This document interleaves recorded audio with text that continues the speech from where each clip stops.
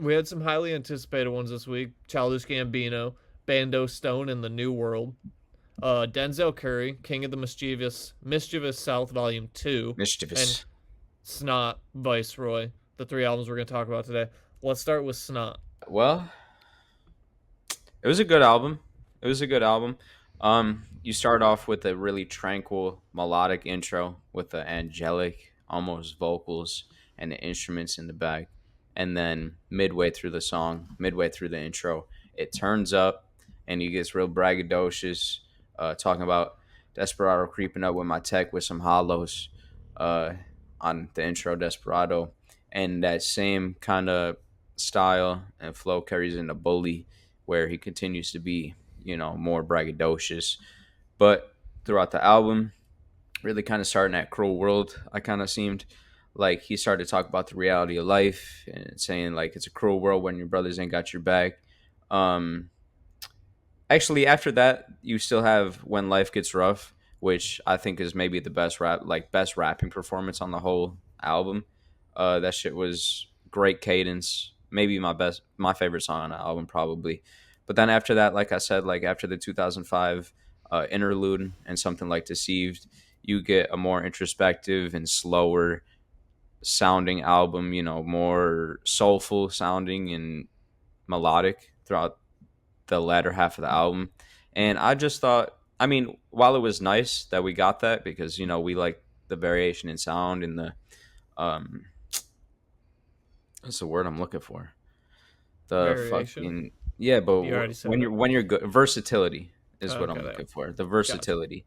Um, so I enjoyed it, but the second half of the album when he started getting a bit slower, more melodic, seemed a bit like big dragged out to me, and that's really it. Like I felt like it could have been trimmed down a bit. The second half of the album, I preferred the first half a bit more because you get more braggadocious rapping from him. So that's just what I prefer. Overall, good album, good production.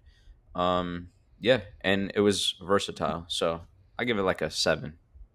Okay, yeah, I mean, I like the first four tracks were pretty solid. I like the first four tracks a lot. Like you said, the first half is like more rap and dark vibe and stuff like that, and then it gets kind of like melodical and stuff toward the second half, which it's kind of like literally split in half in that way. But I really did like the first four tracks, and then you get like the more melodic, vulnerable stuff. I did like some of those songs though, like "Deceived," "Help Refuser," and "Lonely MF." I liked those songs. Like I Yeah, liked a no, there few of were them. yeah.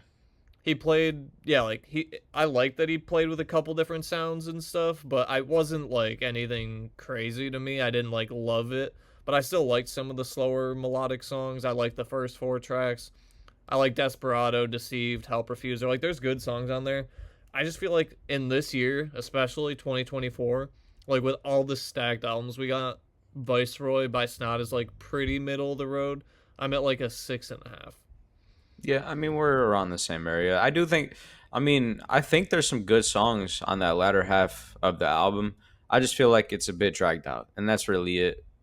Yeah, good album though. I fucked with it, and I like Snot as a rapper. I really enjoy because he is versatile, and when he does get into his rapping bag, he gets into that like his cadence. I really fuck with his cadence and his voice and his flow. So yeah, I'll be going back to When Life Gets Rough, Bully, songs like those, Desperado. Well, in the context of this whole year, with all the albums we've reviewed so far, where does it go on the list? Is the question. Oh my god, dude, there's so many now. Because I'm probably in good, not great, if we're being honest. Like, that's kind of where I'm at with it.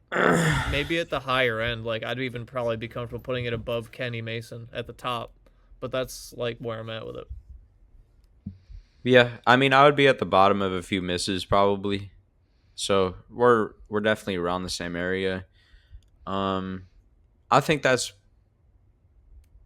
probably pretty good. I'd either put it there or behind Rhapsody probably. Um, the Thames album. I mean, I don't really go back to. You know what I'm saying? While it's a good album, I don't know though. You know what I'm saying? We'll have to refine this shit But later in the year, how's that? I put Snot in a few misses and I moved Thames down to the top of this tier. So, right? Because have you even like visited that album at all? no, but there's been too much to listen to. I haven't had time. Well, that's what I'm saying. But there are albums on here that stick out though. Like the ones at the top, I revisit The ones at the basically top, I'm most of revisiting. them, like all of them, all the way down to fucking I would all say the the first way, two tiers. Yeah. like all the way to the Joyner album. Basically, I'm still listening to. Yeah.